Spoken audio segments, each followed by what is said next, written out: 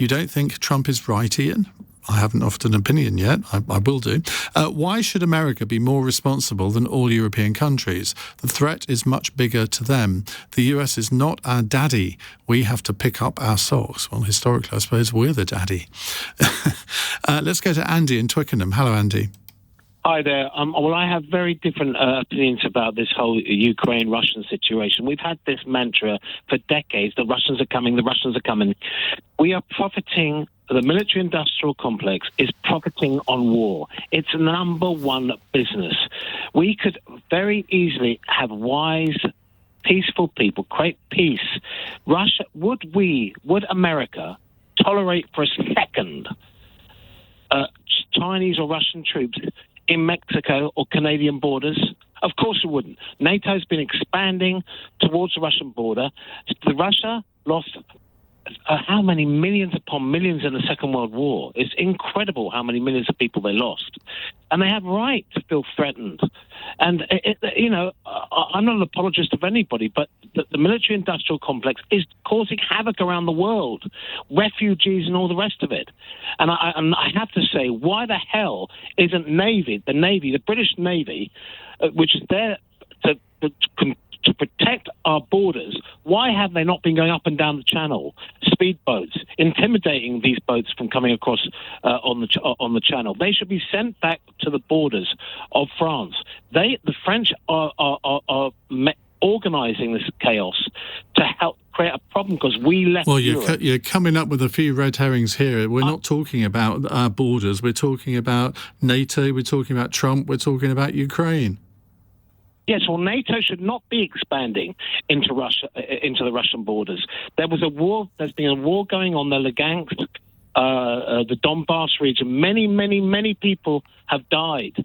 Okay, and they had to react to that situation. Could I just gently remind you, Andy, that it was Russia that invaded Ukraine, not NATO?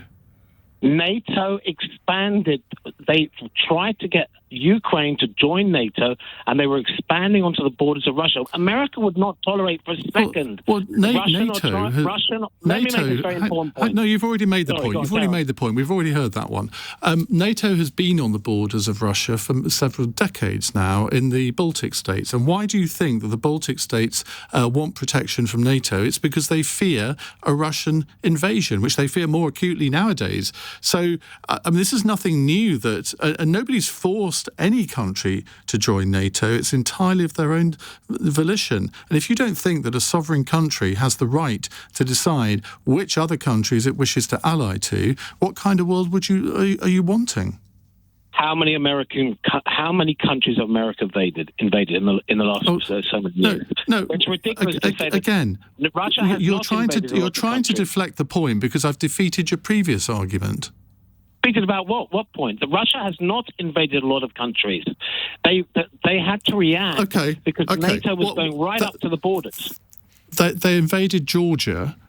They threatened to invade Moldova. They've invaded Ukraine. I mean, I'd have thought that's quite sufficient. How many countries have America invaded? No. How many countries? I'm not interested. I'm not interested in that. You're just deflecting the argument. You're just deflecting the argument. How many American military bases around the world? How many? I've no idea. You tell me.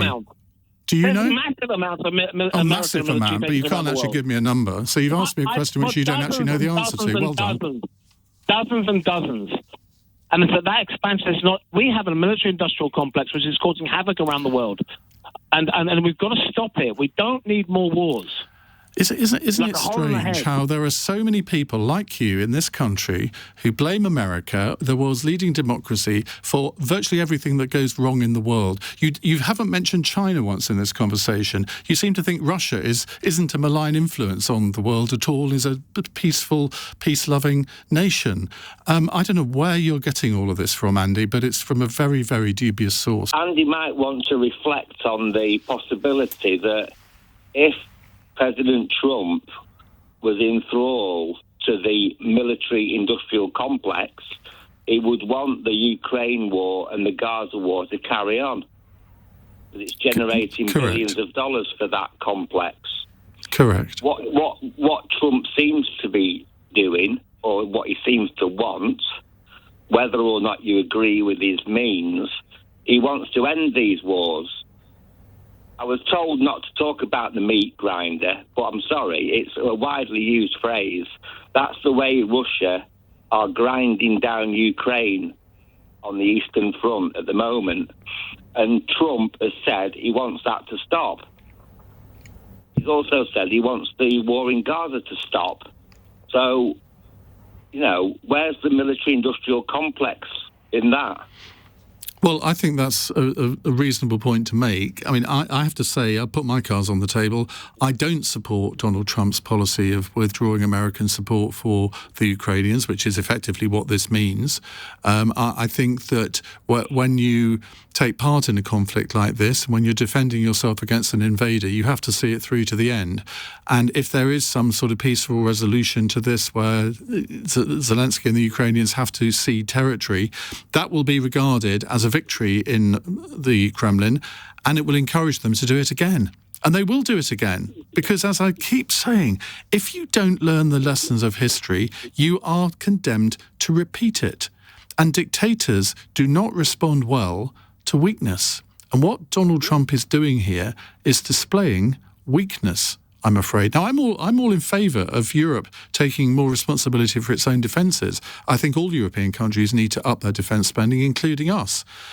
So I support him on that, but I can't support what he's doing on Ukraine, because as Ambassador Pfeiffer said there, he should have phoned Zelenskyy first and then phoned Putin, and he got it wrong. The peace deal that Donald Trump is talking about is an absolute carbon copy of the Doha Agreement in 2020.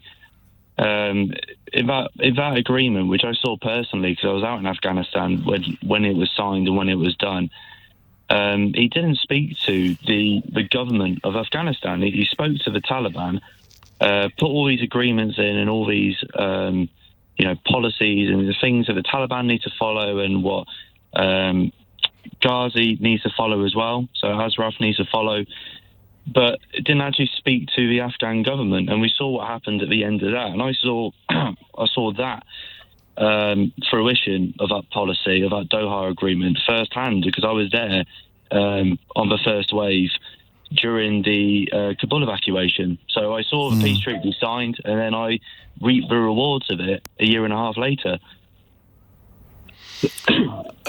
His priority there, presumably, was to get American troops back home. Now, clearly, in the end, that happened at a huge cost in all sorts of different ways. But he will just point to that saying, well, we haven't got any troops there now, so job done, because that's the simplistic way that he looks at these sorts of things. Now, there aren't any Americans there are no American troops in Ukraine. So this is a slightly different area. But I can see the parallel that you're drawing. Yes, it's not the policies as wrote on paper and what we see, but it's a lot of the underlying results underneath that people don't realise. So part of that policy you think of, a lot of people just think of soldiers, boots on the ground, coming out of the country. What we don't realise is those soldiers are logistics managers that were looking after the flow of weapons and ammunition for the Afghan government to fight the Taliban in Helmand province. On top of that, the Americans took away all the intelligence assets. So we took away the legs of the Afghan government, the Afghan army, and then took away the eyes of the Afghan army.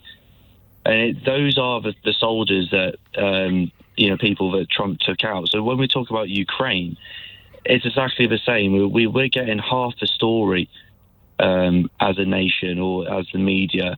It's what goes on underneath in Trump's underlying plans that really hit home and caused the problem. And there won't be a good solution, because Trump is not the miracle worker he thinks he is. He's absolutely gone about this all wrong again.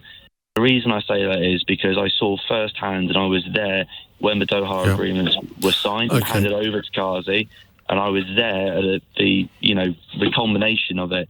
And it's not going to be a good thing.